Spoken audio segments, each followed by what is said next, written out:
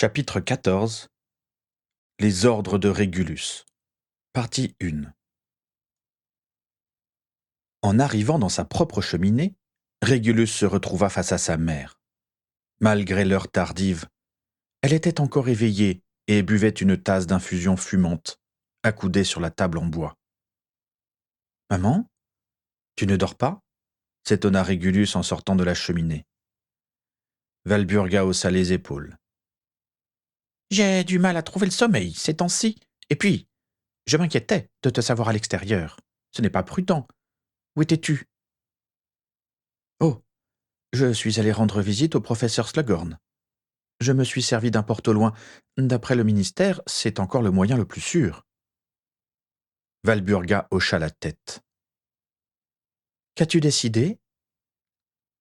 Régulus mit plusieurs secondes à comprendre que sa mère parlait du poste de professeur de potions qui lui avait été proposé.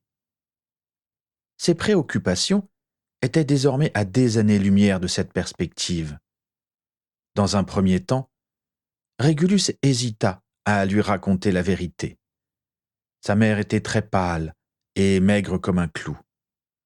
Depuis que Sirius était parti, elle avait bien du mal à faire bonne figure. Elle ne supporterait sans doute pas que son second fils se lance dans la quête la plus dangereuse qu'on puisse imaginer. Et puis, il faudrait le cacher à son père, qui était capable des pires sottises quand il était effrayé. « Tu sembles préoccupé, » remarqua sa mère. « Qu'y a-t-il » Régulus retrouva aussitôt ses esprits et lui adressa un sourire poli. « Ce n'est rien, rassure-toi. Il s'est passé tellement de choses ces derniers jours. Enfin, quoi qu'il en soit, j'ai décidé d'accepter la proposition de Slughorn. J'ai pensé que je pourrais me plaire à Poudlard et me rendre utile. » Walburga hocha à nouveau la tête, un peu plus tristement. « Je crois aussi, Régulus. Je crois que tu as fait le bon choix. » Régulus s'assit à côté d'elle, mais Walburga ne réagit pas. Impassible, elle but une gorgée de tisane. « Tu feras un bon professeur, » dit-elle dans un souffle. « Sans aucun doute. »« Je ferai de mon mieux. Et toi, que vas-tu faire ?» Walburga haussa les épaules. « C'est bien la première fois qu'on me pose la question. » Elle posa sa tasse sur la table et se leva. Régulus la sentit hésiter, mais elle finit par lui toucher furtivement l'épaule, puis elle se reprit et s'en alla sans se retourner. « Bonne nuit, Régulus. À demain. »« Bonne nuit, maman.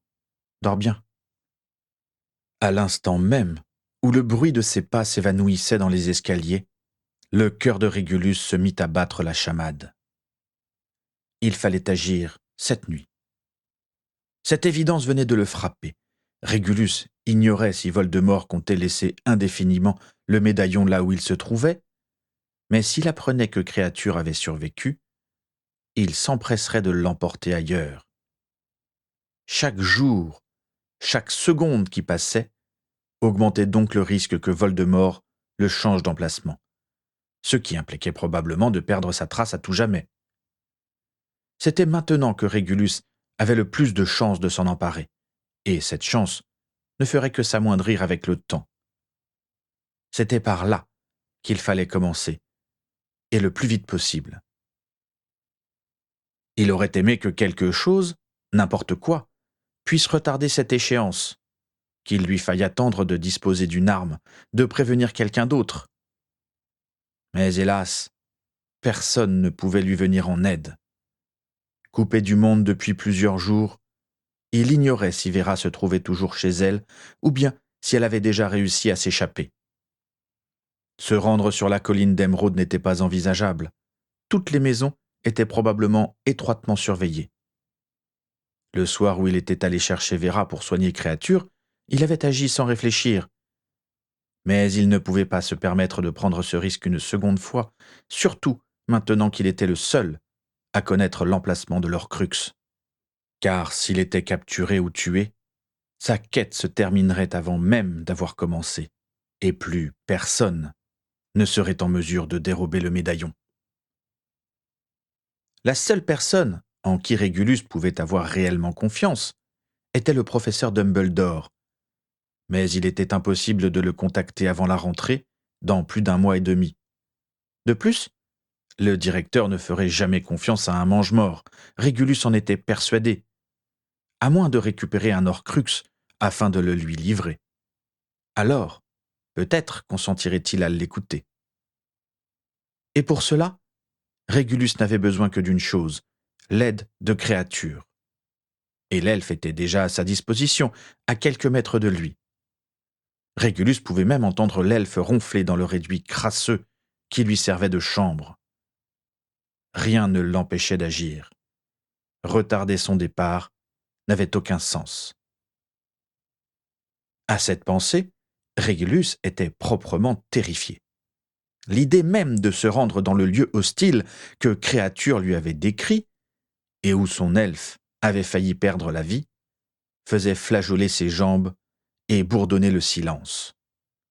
Autour de lui, l'air semblait se raréfier de seconde en seconde. Et pourtant, dans sa cuisine semblable à une caverne et remplie d'ustensiles poussiéreux, Régulus se leva, avec détermination. La peur faisait partie de lui depuis qu'il était né. Avec le temps, il avait appris à la domestiquer. Au fond de lui, il savait que c'était la bonne chose à faire. Il lui semblait que sa vie, depuis son commencement, avait été tendue tout entière vers ce choix précis. Cette action lui apparaissait comme celle qui lui permettrait de trouver sa place dans le monde, la place qu'il avait tant cherchée. Et il contourna la table, gravit les escaliers de pierre jusqu'au rez-de-chaussée, puis emprunta les escaliers en bois verni qui montaient dans les étages de sa maison. Un instant, il considéra d'un œil amusé et nostalgique la petite statuette effrayante qui le suivait des yeux dans la cage d'escalier. Étant petit, il était incapable de passer devant tout seul, s'attirant ainsi les moqueries de Sirius. Dans le salon, il s'empara du médaillon qui était censé répliquer la relique de Salazar Serpentard et monta dans sa chambre. Là, il s'assit à son bureau, couvert d'articles qui parlaient de l'or de Voldemort et de livres de magie noire. « À nous deux », dit-il entre ses dents. Et il trouva ces mots un peu ridicules, mais aussi un peu héroïques. Il prit sa plume, un morceau de parchemin vierge, et écrivit d'une traite. « Ô Seigneur des Ténèbres, je sais que je ne serai plus de ce monde bien avant que vous ne lisiez ceci, mais je veux que vous sachiez que c'est moi qui ai découvert votre secret. J'ai volé le véritable Horcrux, et j'ai l'intention de le détruire dès que je le pourrai. J'affronte la mort dans l'espoir que lorsque vous rencontrerez un adversaire de votre taille, vous serez redevenu mortel. » Régulus s'arrêta un instant. Il n'avait aucune idée de ses chances de survie, mais s'il venait à mourir, il préférait laisser derrière lui l'image de quelqu'un qui marchait résolument vers le danger. Satisfait, il signa des initiales de son nom complet. Régulus Arcturus Black R.A.B. Il contempla le parchemin en pensant orgueilleusement à la fureur qui animerait Voldemort s'il venait un jour à l'avoir entre les mains. Il le plia soigneusement, ouvrit le médaillon et y plaça son message. Puis il reprit sa plume, écrivit à Dumbledore et plaça le parchemin dans une enveloppe. Il ensorcela soigneusement le tout, afin que seul Dumbledore puisse l'ouvrir, et y inscrivit le nom du directeur de Poudlard, espérant que quelqu'un sache le lui faire parvenir en toute sécurité, si jamais il ne revenait pas de son expédition.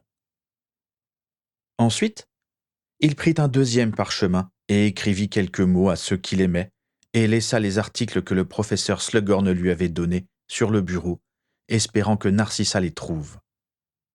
Enfin, sans trop savoir pourquoi, peut-être pour résumer ce qu'il s'apprêtait à faire, il lissa un dernier morceau de parchemin sur son bureau et y traduisit le conseil qu'Astakis le Bon avait écrit en runes sur le livre de Slughorn. un conseil qui semblait avoir traversé les siècles dans le seul but de parvenir jusqu'à lui. À cette noirceur d'une puissance indicible, opposait une clarté d'une puissance comparable. Il relut cette phrase plusieurs fois avec une appréhension et une excitation croissantes. « Il est temps », murmura-t-il pour lui-même. Il laissa l'enveloppe et les 2 parchemins sur son bureau, mit le médaillon dans sa poche et, tout en prenant garde à ne faire aucun bruit, il descendit dans la cuisine. Là, il ouvrit doucement la porte du réduit crasseux où dormait Créature. L'elfe ronflait doucement, poussant de temps à autre de petits grognements. Le cœur battant à tout rompre, Régulus se baissa et posa sa main sur l'épaule de Créature. Sous ses doigts, l'elfe était décharné, sale, frigorifié dans son réduit crasseux, et Régulus se sentit envahi par la honte. « Maître, qu'est-ce que... » Chut, dit Régulus en posant un doigt sur ses lèvres. Son trouble était manifestement visible, car Créature se redressa inquiet. « Maître, qu'y a-t-il ? Créature a-t-il fait quelque chose de mal ?»« Nous allons partir quelque part, » dit Régulus avec gravité, « et cela ne va pas te plaire. » Créature déglutit bruyamment. Ses mains et ses bras étaient toujours couverts d'ecchymoses, car en raison de sa faiblesse, il ne cessait de laisser tomber des tasses, des plats, des outils, et malgré l'ordre que lui avaient donné ses maîtres de se reposer et de cesser de se punir, Créature était bien incapable de s'en empêcher. Il était même allé jusqu'à se frapper pendant son sommeil. « À partir de maintenant, tu vas devoir m'écouter attentivement, » poursuivit Régulus. Créature acquiesça, penaud. Au fur et à mesure que son projet devenait réel, Régulus sentait la peur monter en lui, prête à le submerger. « Nous allons retourner dans la grotte, » souffla Régulus. « Non !» gémit Créature. Aussitôt, il écarquilla les yeux et ajouta encore plus horrifié. « Créature a contesté les ordres de son maître. » Il s'empara d'une fourchette et tenta de la planter dans sa main, mais Régulus l'en empêcha. « Ne te punis pas !» Créature s'interrompit immédiatement. « Je t'interdis de te punir, Créature, » dit Régulus avec sévérité. « Et maintenant, amène-moi dans la grotte, je dois la voir. »« Mais, maître, pourquoi ?» ?»« Je t'expliquerai plus tard. Allons-y, Créature, maintenant. » Tout en gémissant, Créature approcha sa main tremblante et décharnée du bras de son maître. Au moment précis où l'elfe le touchait, Régulus fut aspiré vers le lointain et sentit sur son visage une violente rafale de vent ainsi que des gouttes de pluie glacée. Ses genoux heurtèrent quelque chose de dur. Il glissa sur une surface humide et s'étala de tout son long sur la roche inclinée. Il roula sur lui-même, se cogna la tête, puis quitta la roche pour tomber dans le vide. La chute fut trop brève pour crier. Il tomba dans une eau gelée et remonta aussitôt à la surface, affolé. « Créature !» cria Régulus. « Créature !» Mais il ne voyait rien. Rien qu'une pluie torrentielle qui faisait crépiter la mer. Rien que l'eau noire et glaciale qui montait et descendait autour de lui, au pied d'une imposante falaise, à la paroi verticale et impitoyable. Sa cape gorgée d'eau ondulait autour de lui et l'attirait vers le fond, et la mer aspirait sa chaleur comme une gigantesque sangsue. « Créature !» appela à nouveau Régulus. Alors qu'il essayait de s'agripper à la paroi lisse et nue de la falaise, il se sentit aspiré par une force colossale. Derrière lui, une énorme vague noire et menaçante s'apprêtait à rouler sur lui, à lui briser les os contre le roc de la falaise. Au moment où il se croyait perdu, il sentit la main de Créature lui saisir à nouveau la jambe.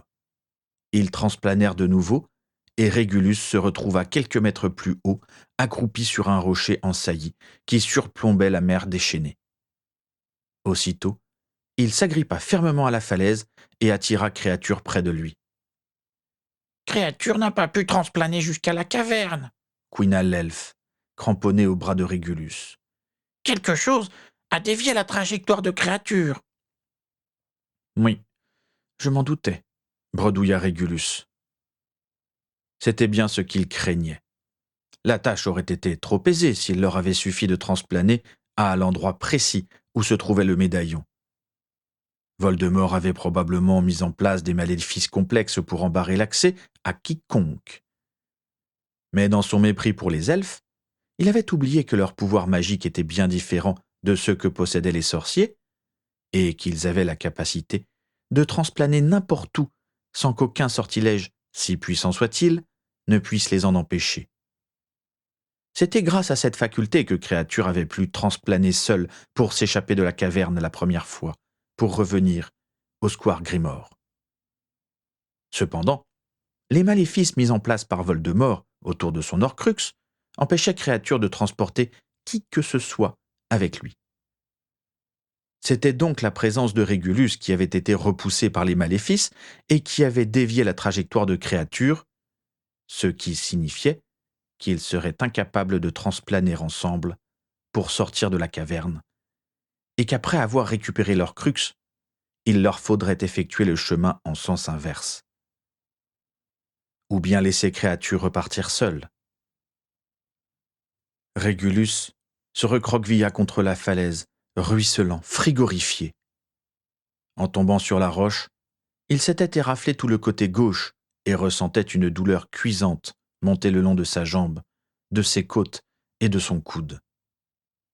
Autour de lui, le vent soufflait d'énormes bourrasques, charriait des rideaux de pluie et poussait l'écume qui bouillonnait, tourbillonnait en grondant contre la falaise. Partout, à perte de vue, il ne voyait qu'une mer hachée, furieuse, qui montait à l'assaut de roches luisantes et hostiles, où aucune forme de vie ne semblait pouvoir subsister. À ce moment-là, Régulus fut tenté de faire demi-tour, et il voyait bien que Créature, qui tremblait contre lui en claquant des dents, était du même avis. Après tout, il pouvait très bien retourner au 12 square Grimmauld et demander à Créature de ne raconter à personne cette petite escapade nocturne. Il pouvait rentrer chez lui, retirer ses vêtements gorgés d'eau glaciale, prendre une douche brûlante et se glisser dans ses draps pour dormir à poing fermé. « Maître !» Un instant, Créature. En entendant une nouvelle vague rugir en dessous de lui, en sentant la roche vibrer sous ses pieds, Régulus se souvint de l'excursion qu'ils avaient faite avec Sirius et ses cousines, quand sa tante Druella les avait emmenés dans une charmante petite chaumière qui surplombait la mer. Il repensa au rire de Bellatrix quand elle se jetait dans les vagues, et à la manière dont elle l'avait pris dans ses bras pour le rassurer, lui qui était terrifié par ces ondes puissantes qui s'abattaient sur le sable. C'était 1 mois à peine avant qu'elle ne rencontre Lord Voldemort. À cette pensée, Régulus parvint à maîtriser la peur panique qui le poussait à renoncer. « Montre-moi où est l'entrée » ordonna-t-il, soudain indifférent au froid glacial qui le pénétrait jusqu'à la moelle. Sans oser protester, Créature désigna le bas de la falaise où les vagues s'acharnaient avec une violence inlassable. En plissant les yeux, Régulus distingua, à travers les rideaux de pluie, une anfractuosité dans la paroi, où les vagues convergeaient pour déferler avec encore plus de puissance. « C'est là !» gémit Créature, la voix suppliante. « C'est là que le Seigneur des Ténèbres a emmené Créature. Il y a un tunnel dans la roche qui mène dans une caverne. » Très bien. Il sentait Créature l'épier, guettant le moindre signe de renoncement. Mais Régulus était bien décidé à ne pas lui donner le moindre espoir à ce sujet. « Tu crois que tu pourrais transplaner une dernière fois ?» Créature eut un haut-le-corps en regardant la falaise. « Je suis désolé, Créature. » Créature bondit comme s'il avait reçu une décharge électrique et écarquilla ses yeux pâles et globuleux. « Le maître s'est excusé auprès de Créature !» s'indigna l'elfe. « Créature ne le permettrait pas !» Régulus le retint de justesse au moment où il s'apprêtait à se frapper la tête contre la falaise. Il l'attrapa fermement et le plaça sur son dos.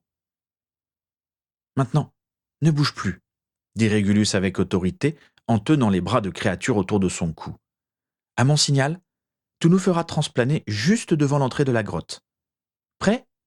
Tiens-toi bien. 3, 2, 1. Régulus attendit qu'une vague se retire. Maintenant. Avec un crack sonore, ils se replongèrent dans l'eau glacée, à la surface de la mer, juste devant le tunnel au creux de la vague qui s'apprêtait à s'écraser sur la falaise. « Tiens-toi » cria Régulus en nageant frénétiquement vers l'entrée de la grotte. Les bras frêles de Créature se resserrèrent autour de son cou. La vague les propulsa à travers le tunnel, dans l'obscurité la plus totale. Les épaules de Régulus frôlèrent des parois visqueuses, son nez se remplit d'une puissante odeur d'algues, et il regagna la surface au moment où il sentait sous ses pieds des petites marches de pierre. Il dut s'agripper à tâtons pour ne pas être emporté par la vague qui se retirait. Effrayé par l'obscurité épaisse et impénétrable qui l'entourait, et de ce qui pouvait en surgir à tout moment, Régulus s'empressa de lever sa baguette devant lui. « Lumos !» haleta-t-il, dégoulinant d'eau salée. Il se trouvait dans une vaste caverne dont les parois humides brillaient à la hauteur de la baguette. Créature lâcha son cou et sauta dans l'eau avec un plouf sonore, tout en prenant soin de se tenir tout près de son maître. Régulus frissonna. Il n'y avait plus le moindre souffle de vent, ni le moindre bruit. Et pourtant, il était certain d'une chose. Ce calme-là était bien plus menaçant que la formidable tempête qui se déchaînait au dehors. « Où doit-on aller, Créature ?» « C'était là !» bredouilla l'elfe. Régulus avança sa baguette vers l'endroit que lui désignait Créature, mais il ne vit qu'une surface rocheuse, compacte, sans aucune issue. « C'était ouvert, je vous promets, monsieur Régulus, qu'il y avait un passage. » Régulus essaya d'appuyer sur la pierre, mais au moment où il la touchait de sa main écorchée, une arcade se dessina en une ligne blanche éclatante, comme si une puissante lumière brillait derrière la fissure. Puis la pierre se volatilisa, ménageant une ouverture qui donnait sur une obscurité totale. « Oh, d'accord, très bien, » murmura Régulus. Il passa sous l'arcade rocheuse qui venait de se former, sans prêter attention aux couinements étouffés de Créature dans son dos. « Le maître ne doit pas marcher dans l'eau, » l'avertit Créature de sa voix plaintive. « Il y a des choses dans l'eau, des choses terribles. » Il se trouvait au bord d'un grand lac noir, si étendu que Régulus ne parvenait pas à en distinguer les extrémités. Le plafond de la caverne était également hors de vue. L'obscurité était totale, en dehors d'une lueur verdâtre, nébuleuse, parfaitement fixe, qui brillait au milieu du lac et se reflétait dans une eau tout aussi immobile. « Le médaillon est là-bas, n'est-ce pas ?» dit Régulus en désignant la lueur verdâtre. Créature réprima un sanglot et se détourna pour acquiescer. « Dis-moi comment y aller, s'il te plaît. » Régulus suivit Créature qui marchait presque à reculons sur l'étroite bordure rocheuse qui longeait le lac et devait regarder son maître à intervalles réguliers pour poursuivre sa route. « Créature croit se souvenir, il y avait un bateau. » Régulus douta pendant quelques instants de la mémoire de Créature, car sur la rive qu'il longeait, il n'y avait rien qui puisse ressembler d'une quelconque manière à un bateau. Au contraire, il n'y avait que la paroi brute de la caverne, et de l'autre, une étendue infinie d'eau, noire et lisse comme du verre. « C'était là !» souffla Créature. Il claqua des doigts, et avec un craque sonore, une grosse chaîne d'un verre cuivré apparut au pied de l'elfe. Sans prononcer un mot, il s'en empara et s'arc-bouta dessus pour tirer quelque chose hors de l'eau. Le Seigneur des Ténèbres a obligé Créature à tirer le bateau. Couina Créature. Régulus pensa furtivement, non sans une nouvelle bouffée de haine, au plaisir qu'avait dû éprouver Voldemort en regardant l'elfe s'épuiser, à tracter le navire qui allait le mener vers sa mort prochaine, alors que lui-même était capable de le faire sans aucun effort. « Laisse-moi le faire, créature. » Régulus s'empara de la chaîne et l'effleura du bout de sa baguette. Aussitôt, la chaîne se mit à glisser entre ses doigts et s'enroula docilement à ses pieds. Au bout de quelques secondes, la proue fantomatique d'un bateau de la même couleur vert cuivré creva la surface, s'avança vers eux et heurta le rivage avec un bruit anormalement doux. Ensuite, nous sommes montés dans le bateau. Créature n'aurait pas pu manifester davantage sa volonté de s'enfuir. Il s'était tassé contre la paroi de la caverne, visiblement désireux de mettre le plus de distance possible entre lui et l'embarcation. « Allons-y, » murmura Régulus. « N'aie pas peur, créature, je suis là. » Il prit l'elfe dans ses bras et monta avec précaution à bord du bateau, qui se mit aussitôt à avancer. Régulus se cramponna au bord, et Créature se recroquevilla en gémissant contre lui. On n'entendait que le bruissement de la proue qui fendait l'eau, le bruit léger des gouttes qui tombaient des cheveux de Régulus, et de temps à autre, les hoquets effrayés de Créature. Le bateau glissait tout seul à la surface du lac, comme si une corde invisible le tractait vers la lumière. Lorsque les parois de la caverne s'évanouirent dans l'obscurité, Régulus eut l'impression que Créature et lui rapetissaient progressivement. Pour se donner du courage, il pensa au jour de sa rentrée à Poudlard et de l'effroi qu'il avait ressenti à l'idée de traverser le lac, pourtant inoffensif, qui menait au château. Il se souvint du soulagement et de la fierté qu'il avait ressenti lorsqu'il était arrivé indemne de l'autre côté. Finalement, cette traversée-là était tout à fait semblable. C'était un lac comme un autre. « Dans l'eau, Sanglota Créature. dans l'eau, des mains mortes. » Régulus baissa les yeux. Le reflet bleuté du faisceau de sa baguette magique étincelait sur l'eau noire. Le bateau creusait des rides régulières sur la surface du lac, et en dessous, rien ne venait troubler l'impénétrable obscurité des profondeurs. Rien, sauf un visage terrifiant, d'un blanc de marbre flottant à quelques centimètres sous la surface. Des inféries, s'étrangla Régulus. Il sentit qu'il avait pris le même teint que l'homme mort au-dessus duquel passait leur embarcation. Ses yeux ouverts avaient un regard flou, comme enveloppé de toiles d'araignée, et sa bouche était grande ouverte.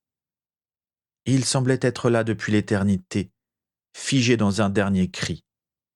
Et, horrifié, Régulus comprit soudain à quoi servaient tous les inféries que Bellatrix se vantait d'avoir façonnés.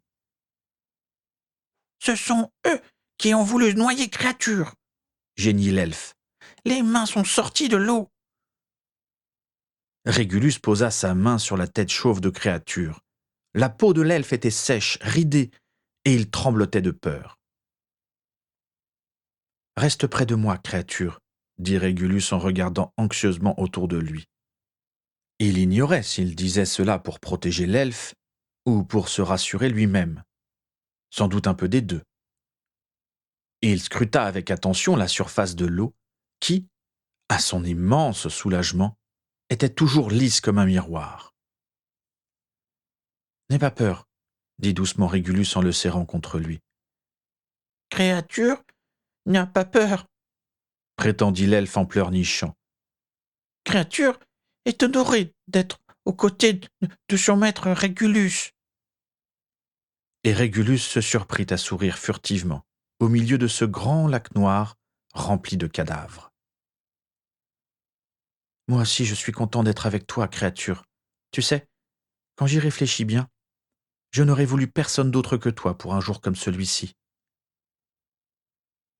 Ce compliment n'eut pas beaucoup d'effet sur créature. Dans les bras de Régulus, l'elfe faisait de son mieux pour ne pas trembler. Il était transi de froid, certes, mais surtout, il était absolument terrorisé. Cette traversée en bateau réveillait en lui le souvenir atroce de la pire douleur qu'il ait jamais ressentie, celle qui avait suivi l'ingestion de la potion de Lord Voldemort.